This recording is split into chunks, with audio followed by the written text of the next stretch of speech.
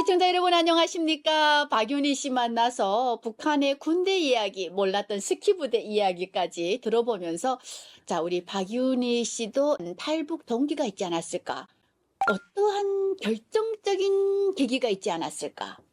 제대돼서 사회에 나가서 일을 하면서 그때 권유받은 것도 있었어요.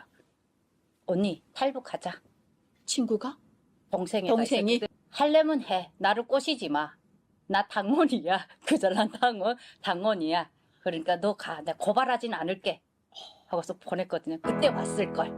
너 가. 난 안 가. 하고서 걔를 보냈는데 결국에는 걔 손으로 온 건 맞아요. 그 여자 동생 손으로 왔거든요. 그러다 사회 생활을 하는데 합격한다고 그랬잖아요. 너무 망했어요. 쫄딱 망했거든요. 온 집안이 그냥. 네, 사람들? 저는 그때 옥수수를 사가지고 술을 뽑아 술 장사를 했거든요. 집에서 네, 똥태기 만드셨구나. 못 해본 거 없죠. 저 모든 거 다 해봤거든요.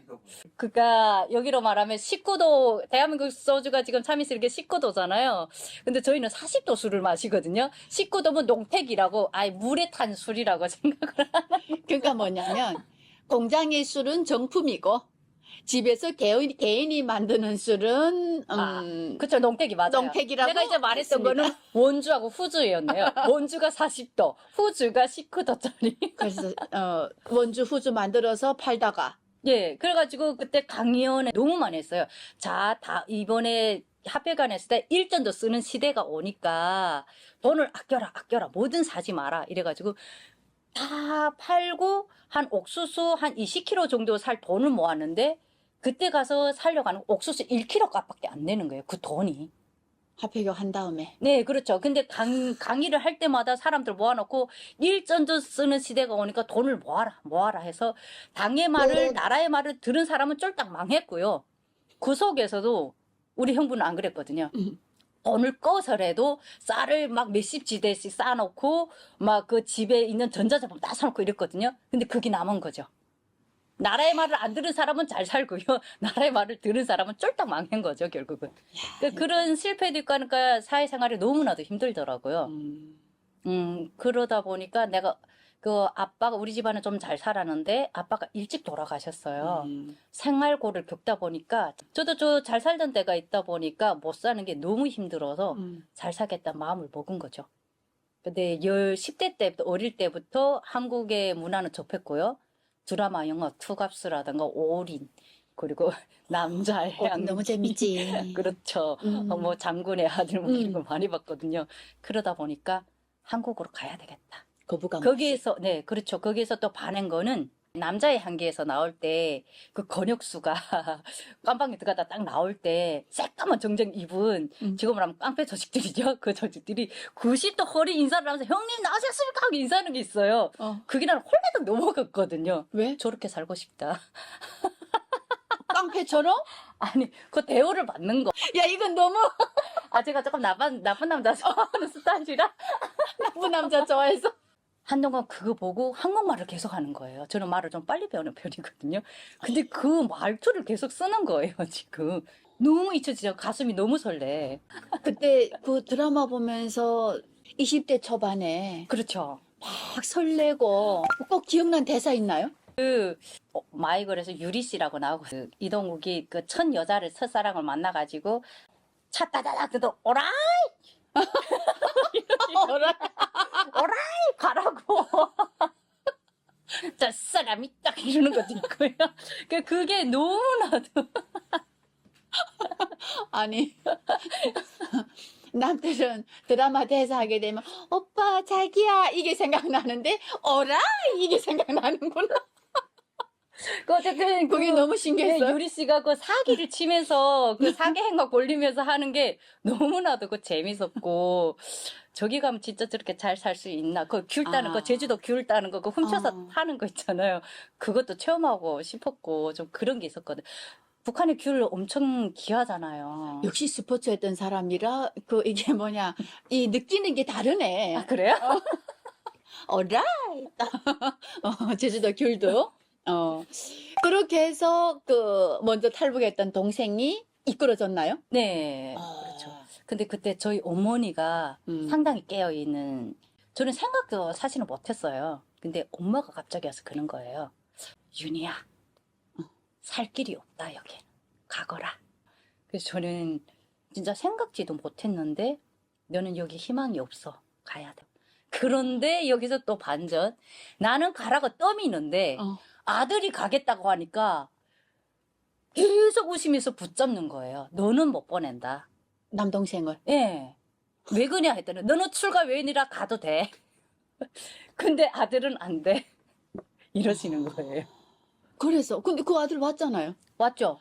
근데 아들도 지금 이미 지금 가겠다고 결심했고 어. 저도 결심한지라 둘이 그래도 떠났어요. 우리는 가야 돼. 어. 그러니까 저는 엄마가 추천해서 나보고 뭐라고 안 하는데 남동생이 오게 된 이유는 각시가 오거든요. 근데 완전 각시 바라기예요. 그러니까 얘가 가는데 내가 어떻게 살아? 얘 없이 내가 어떻게 살아? 오. 나는 그래서 각시 따라 가야 된다. 어. 이래서 오는데 오는 도중에도 산에 지금 올라서 산 하나 타야지만 그 국경 넘잖아요. 산에 첫 입구에 가는데 딱 붙잡더라고. 누나 생각 잘해봐. 엄마 혼자인데 우리 한 명은 모셔야 되잖아. 누나 남아. 이러더라고요. 엄마는 아들 남으라고. 누나 남아. 어. 이러더라고요. 그래서 싫어. 남으려면 네가 남아. 나는 안 남아. 난 가야 돼. 이러면 야. 결국 둘 다 온 거죠. 그래도 의지는 됐을 것 같아요. 상당히 됐죠. 남동생하고 같이 길 떠나서 네. 의지가 되고 어떻게 보면 많은 탈북 여성들이 중국에서 인신매매를 겪어야 되는 이러한 네. 그 고통의 시간도 분명히 있거든요. 그래도 그 길은 동생이 이끌어줘서 한국까지 그냥 직행으로, 네, 그렇죠. 예, 한국으로 바로 오는 것을 직행이라고 합니다. 예. 논스톱이죠. 그 삼국행이 아닙니다. 직행. 예. 그것도 직행이라 하면 북한에서 한국으로 바로 온 줄 알거든요. 그런데 그건 또 설명해야 될 것 같아요. 직행이라 해도 중국 걸치고 라오스 걸치고 태국 걸치고 해서 오는 거잖아요. 맞아. 그러니까 중국에 머물지 않는다. 그렇죠. 해서 남동생하고 어떻게 딱 길 떠나서 중국까지 잘 왔나요? 그쵸. 어. 자, 딱 놓는데 어. 겨울이면 5시면 어두워지거든요. 그렇잖아요. 그러면 순찰대들 있잖아요. 이렇게 좁지 않은 시간이 있잖아요. 그리고 딱 왔다가 돌아설 때 이 공간으로 나오는 거예요. 완전 뭐 정찰병들 그런 특수부대가 없죠. 근데 뭐 둘 다 군 출신이라서. 그 군인들이 총 쏘면 맞잖아요. 그 못 보게 하느라고 또 하얀 옷을 입어요. 올 때는 그래야지 눈하고 비슷한 색깔이니까. 그래서 딱 엎드렸다. 아니면 바위면 바위에 딱 붙었다가 이러고 오거든. 근데 그때 또 건물이 졌어요. 건물 아시죠? 얼음 위로 물이 흐르는 거. 이만큼 졌는데 10cm. 그 동마를 신고 오잖아요. 겨울 신발 신고 오는데 신발 다 젖은 거예요. 근데 젖는 게 무슨 상관이야. 빨리 넘어야 되는데 딱 넘고 철조망을 들어가지고 이렇게 해서 넘어왔거든요. 넘어니까 너무 편한 거예요. 북한에 있을 때는 너무 불안했고 중국 땅을 딱 철조망 넘어서니까 너무 마음이 편한 거예요. 살았다. 이 생각에.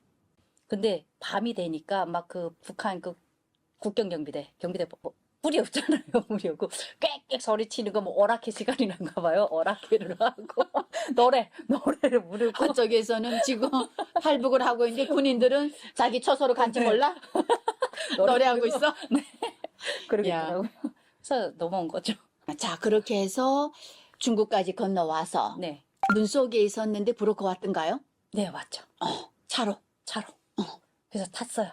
저는 멀미를 안 하거든요. 빈속에. 거기서 타고 한 대여섯 시간 내려간 것 같아요. 더운데 남자들은 배고프다고 거기서 계란 까먹고 소세지를 먹는 거예요. 그 냄새가 올라오는데 멀미를 그때부터 하기 시작했는데 죽을 뻔해. 저 그래서 이 나이 먹고 멀미를 딱 한 번 해봤거든요. 그때 죽을 뻔했어 진짜. 그리고 어느 호텔에 가니까 거지 같은 옷을 다 벗겨주더라고요. 북한에서 입고 온 거지 같은 옷을. 거지 같은 옷을 다 벗겨주고 속옷들을 사주더라고요. 그래서 입고 그 한 호텔에서 3일 묵었나? 또 그 브로커들도 다음 브로커한테 인계를 해야 되니까 타이밍 맞춰서 그래서 그 여정을 따라온 게 아마 그 마지막에 이민 감옥 가잖아요. 그 태국 감옥. 태국에. 그까지 온 게 1월 15일 날 도착했어요. 이날에 넘었는데 1월 15일 날 도착했거든요. 1월 15일에서 한 달 딱 있었어요. 그래서 태국에. 2월 15일 날에 한국으로 드디어 자랑스러운 대한민국으로 온 거죠. 자, 그러면 그 오라이 하던 대한민국 드라마를 봤고, 네. 대한민국 이 말투를 막 따라하면서 이게 막 설렌다 했어요, 아까. 그렇죠. 전 요렇게 했어, 설렌다고. 엄청 설렜죠. 자, 설레는 한국 사람을 태국에서 이민 감옥에서 처음 봤겠네요. 이민 감옥 전에 음. 그 라오스에서 그 봤어요. 대사관 분을 만났는데 거기서 세멘비누, 어. 세멘비누도 주고 초코파이, 어. 초코파이도 감옥에 있는데 오셨더라고요. 그래서 거기서 받았어요. 어. 그래서 좋다. 친절하시구나. 친절해.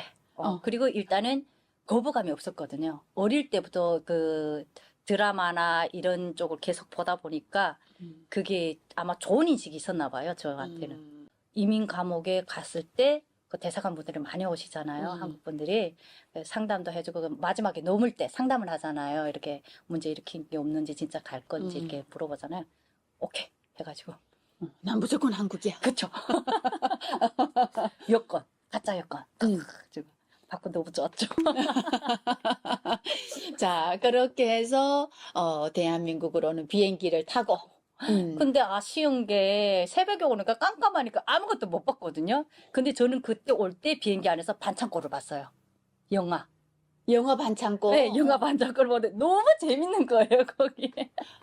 남들은 이렇게 딱 로봇이 돼가지고 먹는 거 주는 것도 이게 말도 못하고 이랬다는데. 저는 영화 보고 왔어요. 너무 재밌더라고요. 그때가 우리 아마 4시 반인가 5시에 내렸거든요. 그러니까 한가했어요.